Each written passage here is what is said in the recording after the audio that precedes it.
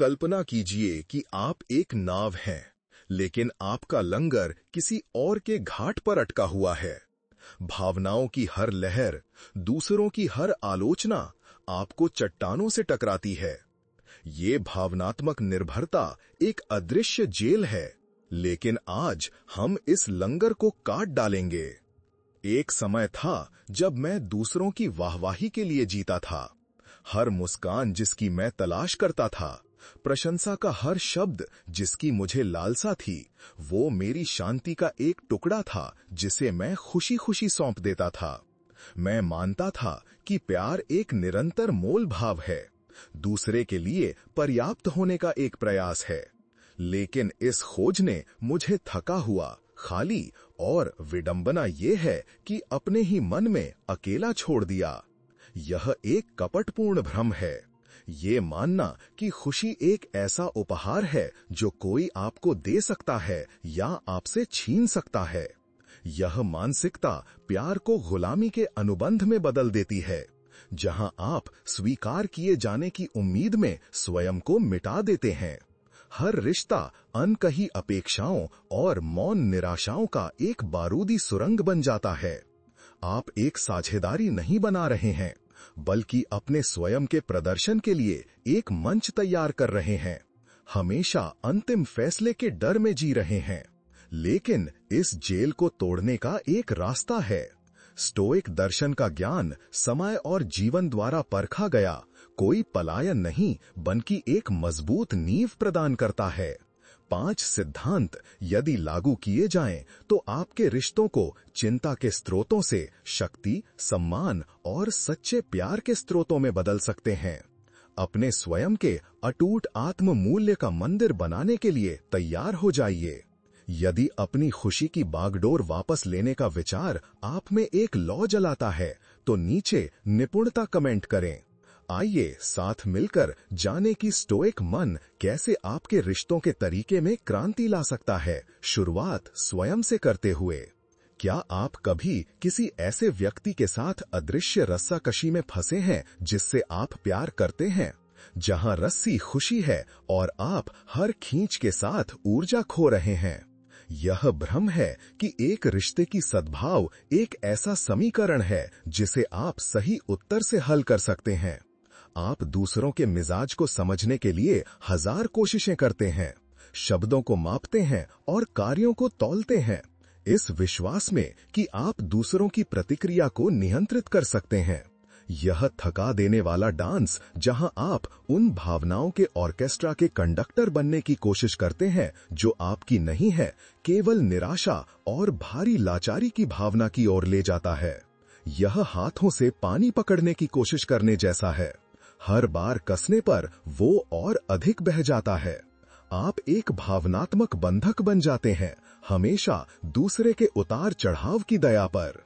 Epictetus, वो प्राचीन दास जो सबसे प्रभावशाली स्टोइक दार्शनिकों में से एक बन गया, ने इस मौलिक सत्य को अपनी त्वचा पर महसूस किया। वो जानता था कि दूसरों के नियंत्रण में अपना जीवन और शरीर होना कैसा होता है। अपने प्रवचनों में उसने हमें ये ज्ञान दिया, जो चीजें हमारे वश में हैं वे हैं राय, आवेग, इच्छा, घृणा और एक शब्द में हमारी अपनी सभी क्रियाएं। जो चीजें हमारे वश में नहीं हैं वे हैं शरीर, संपत्ति, प्रतिष्ठा, आदेश और एक शब्द में वो सब कुछ जो हमारी अपनी क्रिया नहीं है। उसने हमें दुनिया को नजरअंदाज करने के लिए आमंत्रित नहीं किया, बल्कि ये भेद करने के लिए आमंत्रित किया कि क्या स्वाभाविक रूप से हमारा है और क्या बाहरी दायरे से संबंधित है।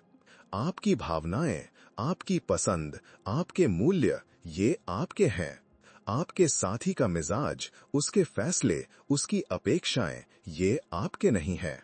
इस सीमा को पहचानना भावनात्मक संप्रभुता की दिशा में पहला कदम है। आज इस ज्ञान को लागू करना शुरू करने के लिए अपनी ऊर्जाओं का मानचित्रण करना शुरू करें। एक नोटबुक लें और उन चिंताओं को लिखें जो आपके रिश्ते के संबंध में आपके मन में घूमती हैं। प्रत्येक के बगल में नियंत्रण के लिए C और गैर नियंत्रण के लिए NC लिखें। आप देखेंगे कि आपकी अधिकांश चिंताएं NC कॉलम में हैं। दूसरे में बदलाव लाने की कोशिश करने के बजाय उस ऊर्जा को अपनी प्रतिक्रियाओं की ओर निर्देशित करें। स्टोइक आरक्षण खंड का अभ्यास करें। नेक इरादे से बातचीत करें, लेकिन इस स्वीकृति के साथ कि अंतिम परिणाम आपकी इच्छा के अनुरूप नहीं हो सकता है। उदाहरण के लिए, मैं अपने साथी को अपनी बात सुनाऊंगा कहने के बजाय सोचें, मैं अपनी बात स्पष्टता और सम्मान के साथ व्यक्त करूंगा और उसकी प्रतिक्रिया को स्वीकार करूंगा, चाहे वो कुछ भी हो। ऐसा करने से आप निष्क्रिय नहीं बनेंगे, बल्कि अपनी मन की शांति में सक्रिय होंगे। एक सप्ताह में आप अपनी चिंता के बोझ में एक ठोस कमी महसूस करेंगे। एक ऐसी हल्कापन जो तभी आती है जब आप अनियंत्रित की बागडोर छोड़ देते हैं। जब आप अनियंत्रित को स्वीकार करने की इस कला में महारत हासिल कर लेंगे, तो चिंता धुएं की तरह छट जाएगी। आप परिणामों में हेरफेर करने की आवश्यकता से मुक्त हो जाएंगे और एक आंतरिक शांति प्राप्त करेंगे जो बाहरी उतार चढ़ाव से हिलाया नहीं जा सकता, जो अगले स्तंभ का मार्ग प्रशस्त करेगा। आपका मन एक अभेद्य किला बन जाएगा। ये नींव है, लेकिन इस किले को बनाए रखने के लिए आपको शक्ति की निरंतर आपूर्ति की आवश्यकता है, जो एक अटूट स्रोत से आती है, स्वयं आप। और ये हमें दूसरे स्तंभ की ओर ले जाता है। क्या आपने कभी महसूस किया है कि आप लगातार अपने भीतर गुमशुदा टुकड़े की तलाश में हैं और इसे पाने का एकमात्र तरीका किसी और के माध्यम से है? यह हॉलीवुड की मोहक कहानी है, तुम मुझे पूरा करते हो, लेकिन वास्तविक जीवन में यह विश्वास एक धीमा जहर है।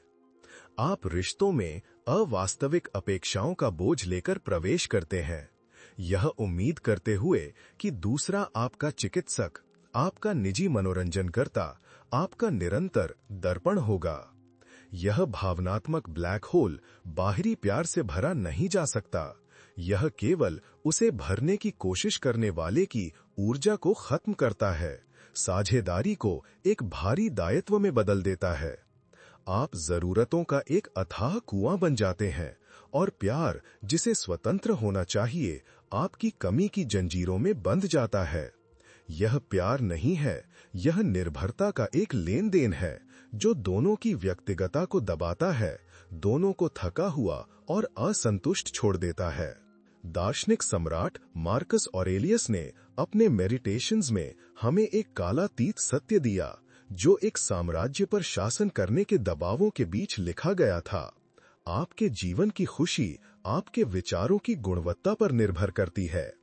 उसने बाहरी विजय या अपनी प्रजा की पूजा में शांति नहीं खोजी, बल्कि अपने ही मन के अनुशासन में खोजी। उसके लिए यूस, आंतरिक स्वयं, शुभ आत्मा, हमारी सभी शक्ति और कल्याण का स्रोत है। इस स्वयं को विकसित करने का अर्थ है अपनी तर्क शक्ति, अपने सद्गुण, अपनी निर्णय क्षमता का निरीक्षण करना। यह एक आंतरिक अभिरण्य का निर्माण करना है जिसे कोई भी बाहरी तूफान हिला नहीं सकता। आपकी पूर्णता भाग्य का उपहार नहीं है, बल्कि आपकी अपनी इच्छा का एक दैनिक निर्माण है, एक ऐसा बगीचा जिसे आप अपने मूल्यों और सिद्धांतों से सींचते हैं।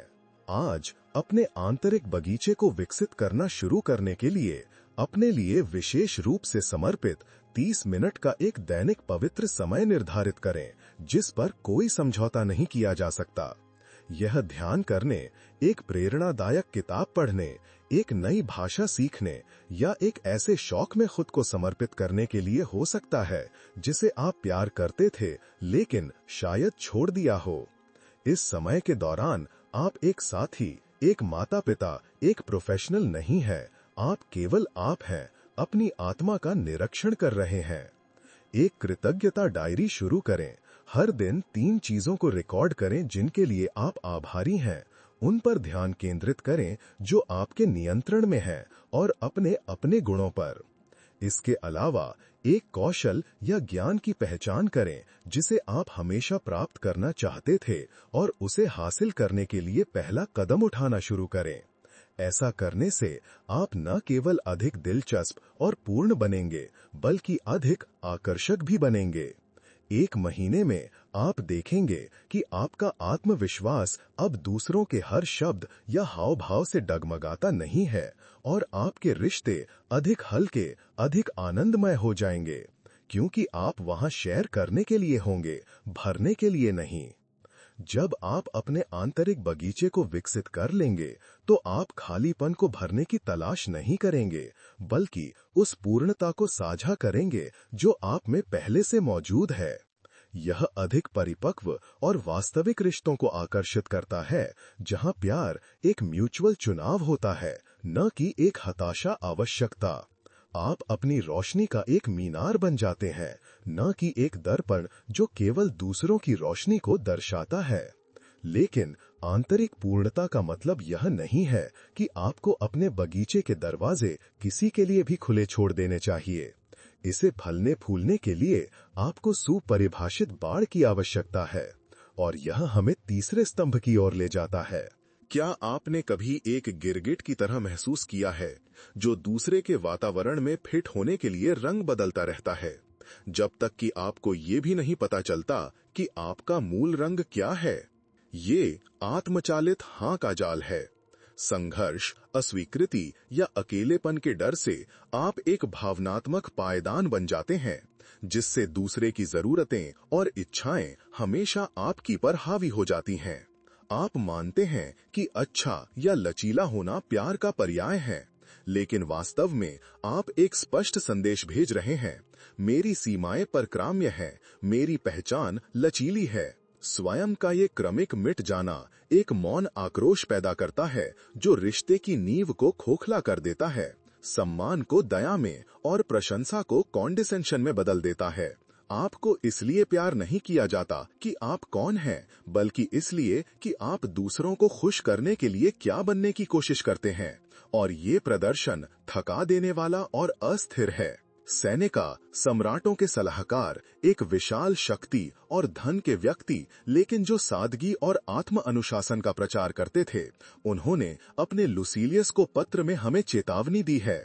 ऐसा नहीं है कि चीजें कठिन हैं, इसलिए हम हिम्मत नहीं करते।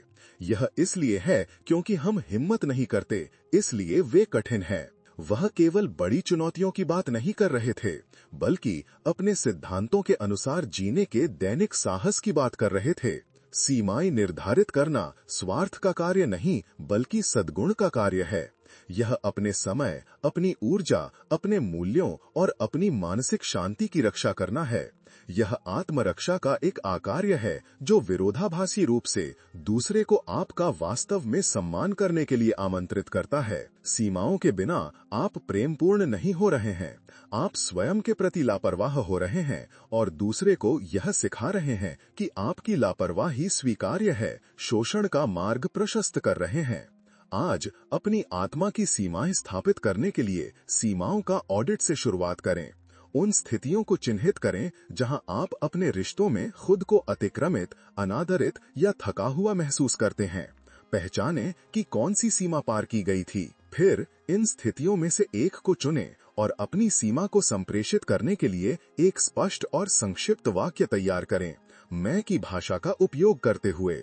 उदाहरण के लिए, आप मुझे कभी जगह नहीं देते कहने के बजाय कहें, जब मैं घर आता हूं तो मुझे रिचार्ज करने के लिए 30 मिनट की शांति चाहिए। इस संचार का दर्पण के सामने अभ्यास करें। जब अवसर आए तो संदेश को शांति और दृढ़ता के साथ दें, अत्यधिक औचित्य न दें। याद रखें, लक्ष्य दूसरे की प्रतिक्रिया को नियंत्रित करना नहीं, बल्कि अपनी सच्चाई को संप्रेषित करना और अपने स्थान की रक्षा करना है। स्थापित और सम्मानित हर सीमा के साथ आप आत्मविश्वास में वृद्धि और आक्रोश में कमी महसूस करेंगे। 2 हफ्ते में आप देखेंगे कि आपके आसपास के लोग आपके साथ अधिक विचार पूर्वक व्यवहार करना शुरू कर देते हैं, क्योंकि आपने उन्हें ऐसा करना सिखाया है। जब आप स्पष्ट और सम्माननीय सीमाएं स्थापित करेंगे, तो आप न सिर्फ अपनी ऊर्जा और अखंडता की रक्षा करेंगे, बल्कि दूसरे व्यक्ति को यह भी सिखाएंगे कि आपसे वास्तव में कैसे प्यार करें और आपका सम्मान करें। यह आपसी विश्वास और प्रशंसा पर आधारित रिश्ते को मजबूत करेगा, न कि एक तरफा रियारतों पर। लेकिन अगर हम ये नहीं जानते कि उनके पार कैसे बात करनी है, तो सीमाओं का क्या फायदा? आपके सीमाओं को समझने और आपके आंतरिक बगीचे को फलने फूलने के लिए आपको एक पुल की आवश्यकता है, और यह पुल संचार है। अगर आप महसूस कर रहे हैं कि आत्म खोज और सशक्तिकरण का यह मार्ग आपको बुला रहा है, तो नीचे मजबूत टिप्पणी करें। आइए साथ मिलकर इस अटूट शक्ति का निर्माण करें। क्या आप कभी खामोशी और अटकलों के एक चक्र में फंसे हैं, जहां अनकही बातें कही गई बातों से ज्यादा भारी पड़ती हैं, विश्वास को खोखला कर रही हैं? यह अनदेखी और विस्फोट का खतरनाक नृत्य है। आप निराशाओं को निगल जाते हैं, टकराव से बचते हैं, इस उम्मीद में कि समस्या अपने आप हल हो जाएगी या कि दूसरा आपके मन को पढ़ लेगा। लेकिन यह खामोशी शांति नहीं है, यह भावनात्मक बारूद का ढेर है। जब दबाव असहनीय हो जाता है तो विस्फोट होता है, अनियंत्रित आरोपों और पुरानी शिकायतों से भरा हुआ। आप आवेगपूर्ण ढंग से बोलते हैं, चोट पहुंचाते हैं, इसलिए नहीं बल्कि इसलिए क्योंकि भावना ने नियंत्रण ले लिया है। यह पैटर्न अंतरंगता को नष्ट करता है, गलत फहमी के गहरे गड्ढे बनाता है और संवाद को युद्ध के मैदान में बदल देता है, जहां कोई भी खामोश होने या वास्तव में सुनने के लिए सुरक्षित महसूस नहीं करता, और सच्चा जुड़ाव एक दूर का मिथक बन जाता है। एपिक्टेटस अपने डायट्राइब्स में हमें चुनौती देते हैं। एक व्यक्ति के लिए वह सीखना असंभव है जो वह सोचता है कि वह पहले से जानता है, और पूरक करता है निहित रूप से कि एक व्यक्ति के लिए प्रभावी रूप से संवाद करना असंभव है यदि वह स्वयं पर प्रभुत्व प्राप्त नहीं करता। स्टोइक संचार अपनी सभी भावनाओं को व्यक्त करने के बारे में नहीं है, बल्कि सद्गुण के साथ सच्चाई को व्यक्त करने के बारे में है। ईमानदारी, साहस, न्याय और आत्मनियंत्रण के साथ। यह प्रतिक्रियाशील हुए बिना वल्नरेबल होने की कला है। यह आरोप लगाए बिना स्पष्टता से बात करना, न्याय किए बिना ध्यान से सुनना है। स्टोइक्स हमें सिखाते हैं कि सच्ची शक्ति पाषण पर हावी होने से पहले उसे नियंत्रित करने में है। शब्द जब बुद्धिमत्ता के साथ उपयोग किए जाते हैं तो एक तलवार हो सकती है जो भ्रम को काटती है, या एक मरहम जो घावों को भरती है।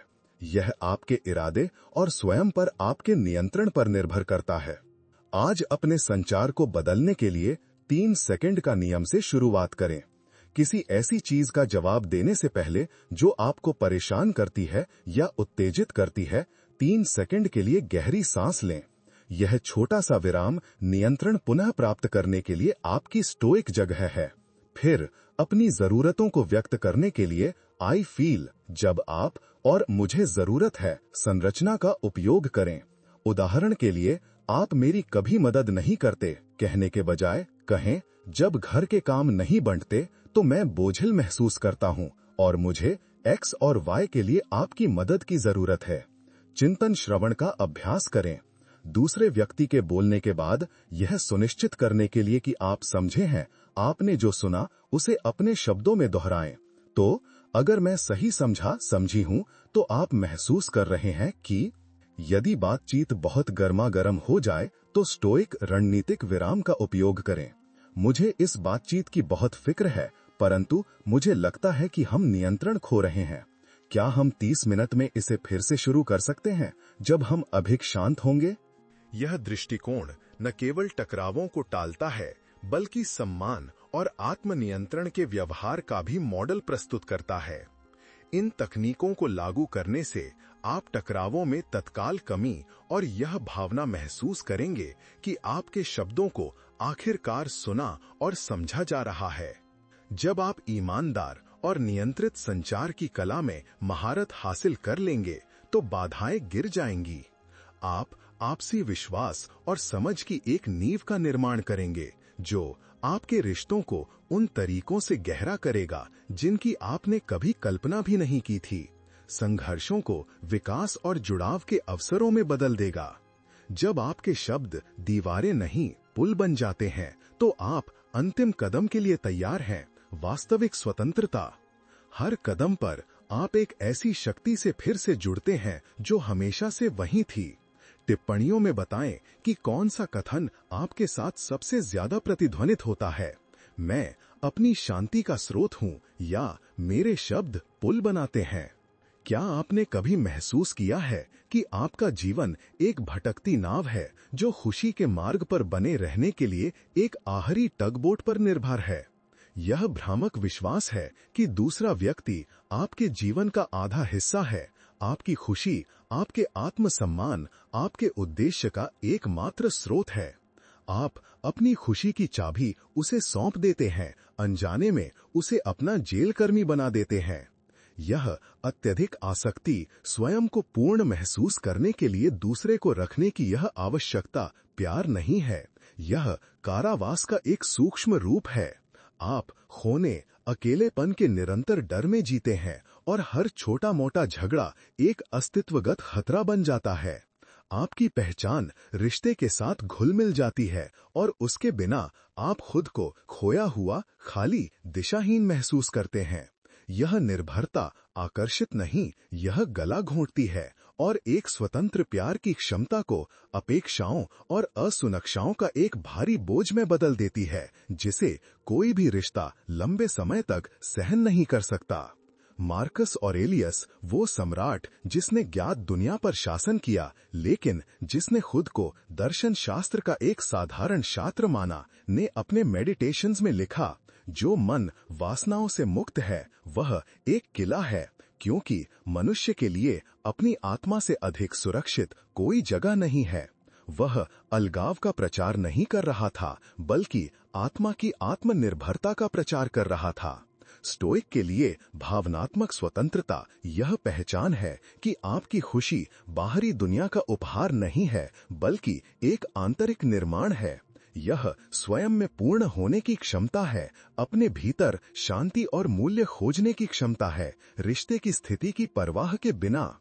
यह प्यार को कम नहीं करता, इसके विपरीत यह उसे ऊपर उठाता है, क्योंकि आप प्यार करना और साझा करना चाहते हैं, कमी के कारण नहीं बल्कि पूर्णता के कारण रिश्ते को एक आपसी समृद्धि में बदल देता है।